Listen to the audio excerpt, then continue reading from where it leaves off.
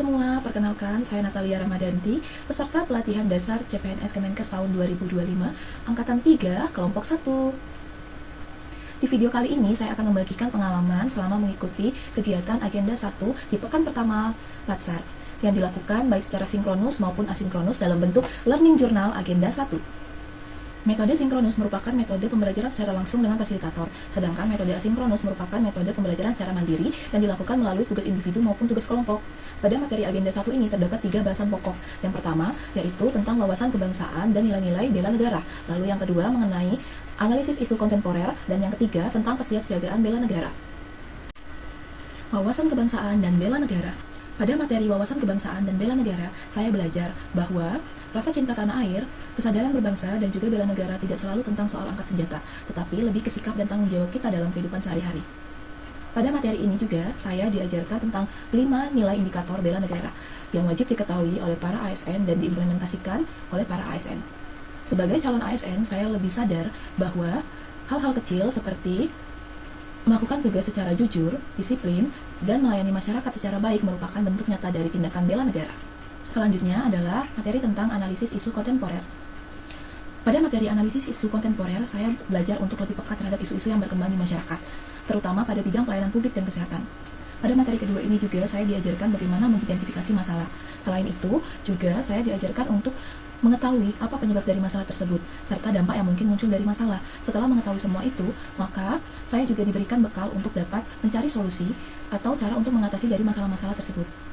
Selanjutnya, pada materi ini juga saya berlatih untuk tidak mudah percaya pada satu informasi saja, tetapi harus memandang semua isu yang berkembang atau informasi yang ada di masyarakat dari berbagai sudut pandang. Hal ini juga menyebabkan saya dilatih untuk lebih berpikir kritis dan juga objektif, sehingga sebagai calon ASN saya tidak akan menyebarkan atau terpengaruh pada isu-isu dan informasi yang belum jelas kebenarannya. Lalu, yang ketiga adalah tentang kesiapsiagaan bela negara. Materi ini mengajarkan saya bahwa sebagai calon ASN, kita harus siap dan tanggap atas semua situasi darurat yang mungkin terjadi, di mana pada materi ini berfokus pada kesiapan fisik, mental, dan juga kedisiplinan. Sebagai seorang calon ASN, kesiapsiagaan ini menjadi bekal yang sangat penting agar kita dapat sigap dan berperan aktif dalam situasi yang terjadi di masyarakat tergantung pada tugasnya masing-masing.